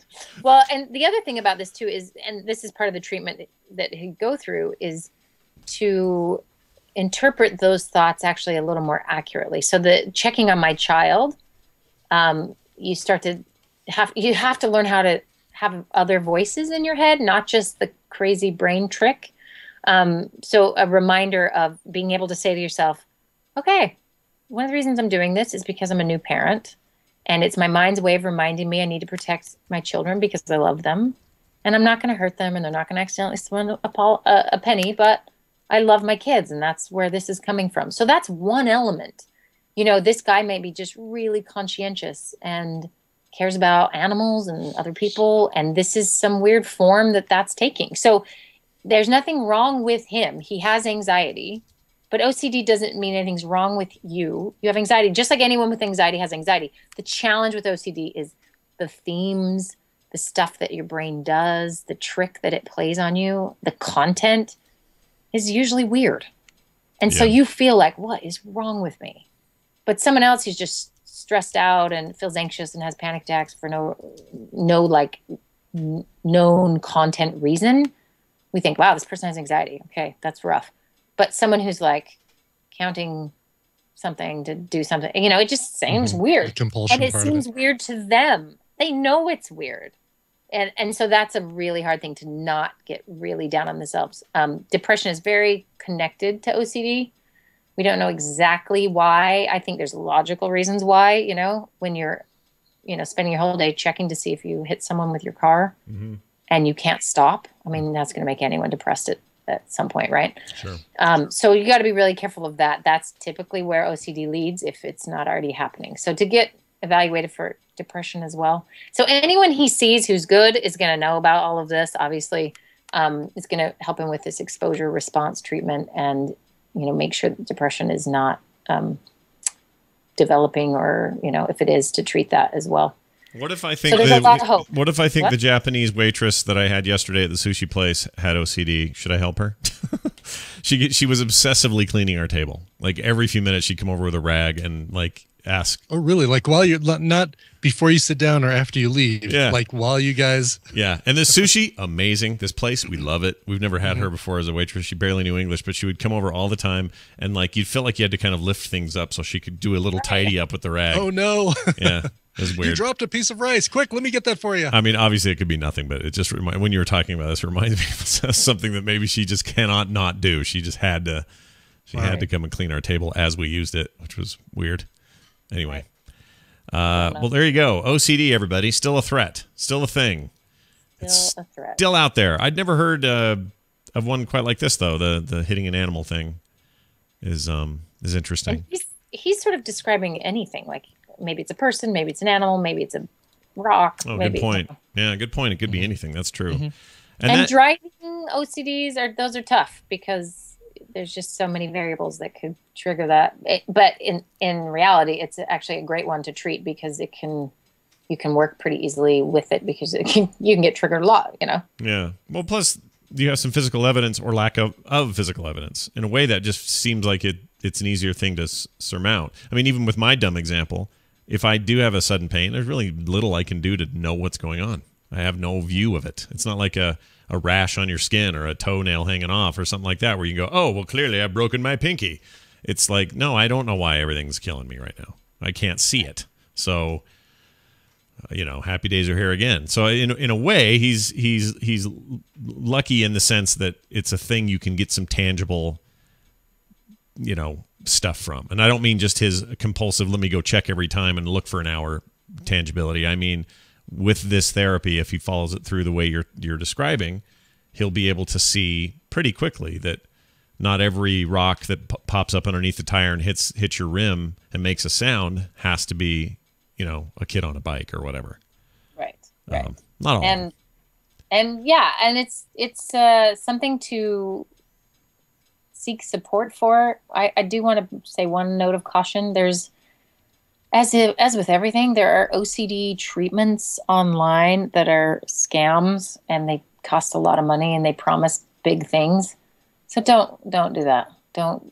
You need a real person face to face that, you know, you feel you can trust and you can go through the process with. I think there is probably some stuff that's good, but I know there's some stuff that is not. And there's a special place in hell for people who are doing that. Yeah, also support systems online like forums and stuff. There's some places I'm sure that are absolutely wonderful, but you always hear of these ones that are kind of just enabling people. Like they go to them, they think they're getting support, but really what they're all doing is saying, "Yep, we're all in the same boat," and I don't know. There can be a weird feeling of like we're just gonna keep doing this. So here we all are now, helping each other feel okay about what we're doing, or whatever it is. You know, I can't speak to OCD forums or anything. No, right. But checking forums all the time is kind of OCD. You know. Yeah, a little bit. Well, and OCD is really treatable. It's one thing to be, going to a group where I got dumped and let's all talk about how bad it sucks to be dumped. That's real and true and whatever. But you don't need to sit around in an OCD group and talk about having OCD. You can get it treated. It's medically very possible. Your brain is just playing a trick on you, and I'm sorry that it's doing that, but it is, and that's all it is. And it's anxiety plus a brain trick, and you can do a lot to fix that. And I haven't even mentioned medication. There is medication that really does help with OCD. There's that option as well. Those two in tangent, is tangent a word? That's the wrong word. Sure. In concert. In tandem. There you go. I swear English has hard words. Well, you don't use it as much anymore. Yeah. That tandem bike. Anyway, those two in tandem is a great combination. There is no reason to keep suffering. I'm not saying everyone has had it solved their whole lives. It's all better for everyone, but this definitely needs to be your first step. Sounds like it's a lot more treatable than some disorders. Absolutely. And he's young, and it's relatively recent, it sounds like. And that is so much better. Your brain wiring is not, you haven't had 30 years of doing the same kind of checking behavior. You're going to do much better. So his prognosis should be pretty good. Well, there you have it. Let us know what you think there, dear listener. Let us know how it goes for you. Hopefully you find some good help. Wendy, any cool little Swedish life affirmations before we go? Swedish. I don't know. The sun came out today. That was good. The sun came out good. And this is, and this, anyone who lives in any kind of northern climate, right? Yeah. The sun comes out. It's 50 degrees. It's not warm. And everyone's in shorts. Really? And, we're really white around here. Wow. Yeah. Wow. Bunch of white folk. All right. Well, we'll leave with this sound here. Yeah. And next week we'll do this again. How's that sound? Great. All right. Thanks, Wendy. Have a good one. Thanks, Wendy. Bye. All right. Very good. I like it when there's something that I kind of see in my own life, sometimes at a much, obviously less severe level. But that's why I was like, oh, really? Is it something that can grow and progress if you've got it? Now you can obsess about that, whether it's growing and progressing. Now I can stop obsessing about that. Well, I definitely have things that are tendencies that direction, and like we've been talking about recently with like muting Twitter and using it less and things like that. I genuinely have an issue. Like I have to check it a lot. I feel compelled. There'll be times where I'll be in a conversation with people and my hand will go to my pocket for no reason. It's like, why am I going? Why I don't want my phone right now? Why are you grabbing your phone right now? Right. Right. And it's, I don't know. Yeah, every time I read Twitter, I feel like I've got to wash my hands 100 times. And then you go do it, and then the blood won't come off. All right, great. Right. Let's take a moment briefly here and get into a couple of emails, and they're actually brought to us by somebody. And who are they brought to us by? Sure, brought to us by HBO, podcasts, and Taco Bell. Well, not really. We're living the dream on the Weekly Bleep podcast. Come live the life fantastic at theweeklybleep.com. That sounds good to me. Let's. These are actually phone calls. So surprise, no emails, phone calls instead. All right. Here's one about. If you need them as emails, you can write them down. Oh, How's yeah. that? Totally. People Totally really write them down. Feel like they need to be represented well. Yeah, not a problem. Be compulsive and what's the other word? Obsessive about that. Obsessive, sure. And disordered. All right, here you go. Here is Why the Crazy Neighbors. This is Todd from Highlands Range, Colorado. I've been a listener to All Things Frog Pants for about 2 years now, and I have a question for Brian. I don't think I've heard the story as to the origins of why your next-door neighbors are crazy, or why you think they're crazy. Living in one of the 4 states that grows, bros. All right, have a good one. Bye. All right. So what's the? I think I've maybe heard some of this, but what's the tale there? The original story. I mean, they are crazy. They speaking of enjoying the things that grow, they do regularly on a regular basis.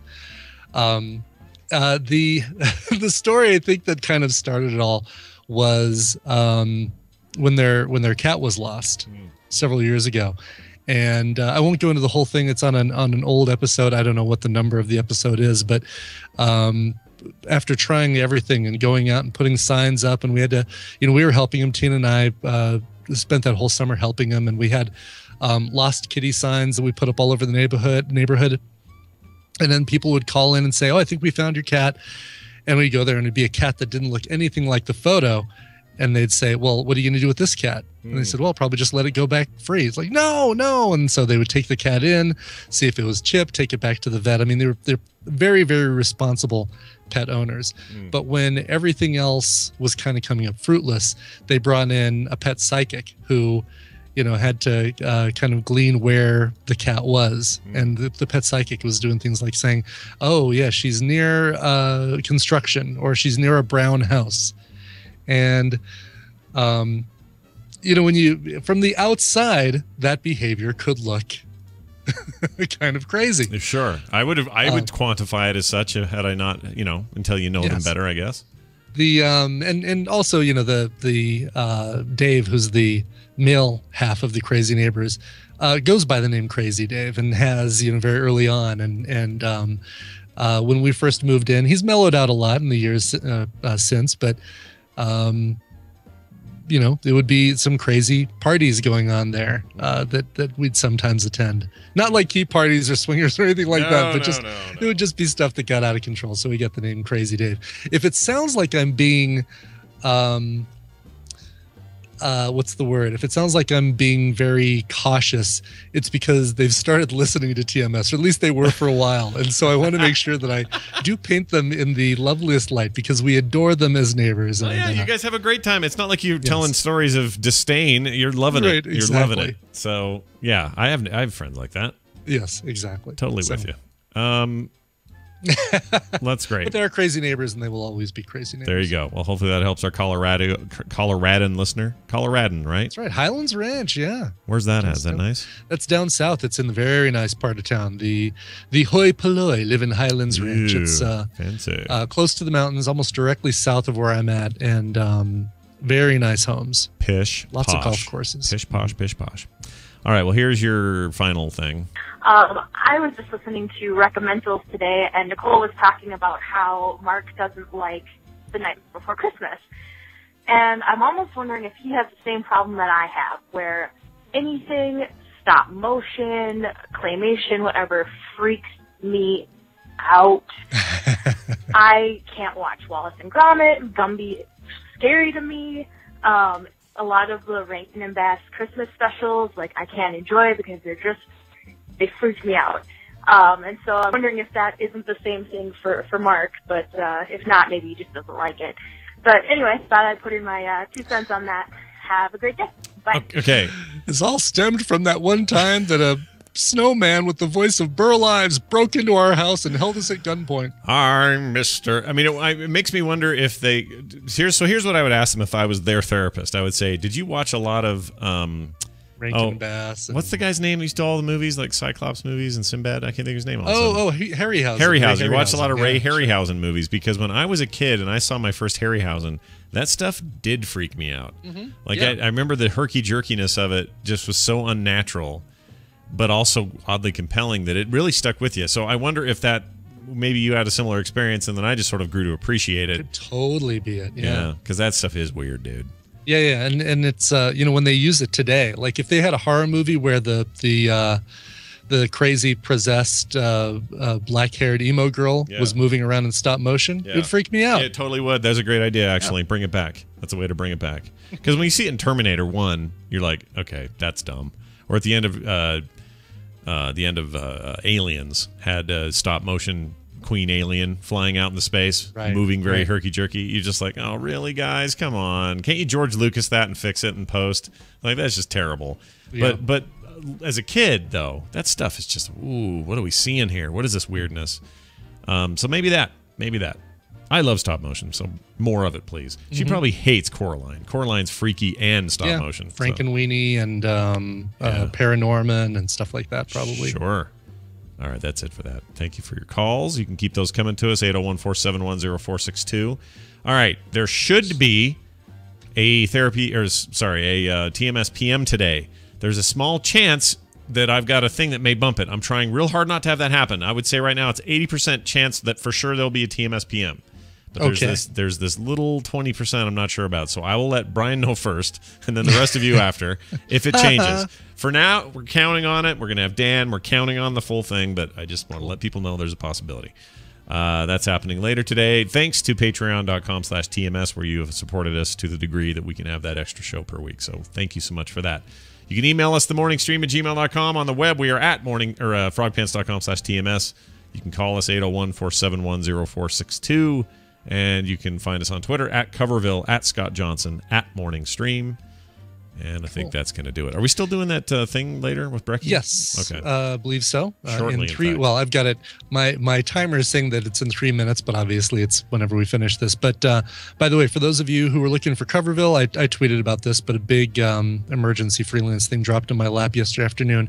So I'll put it this way. If there's not a TMS PM, I'll do a live Coverville tonight. Otherwise, it'll be tomorrow morning at like 8. I like it. I like that there's a potential stand-in if we have to do it that way. Yeah, and that way I'll be done before the instance, which I want to listen to, of course. And there you go. All right. Well, same. Yeah, the problem I'm having today may be the same as what you had yesterday. So we'll certainly could be. See how it goes. Freaking clients. I know they're the worst. Paying the bills. All right. What song have you brought? What have you? Well, I have brought a song for Ben. Ben says, "Hey, ballad and sappy." You can almost see where this is going, right? I'm sending this request with a bit of a backstory. In 1997, I love this. This is a great story, by the way. In 1997, I met the most important person in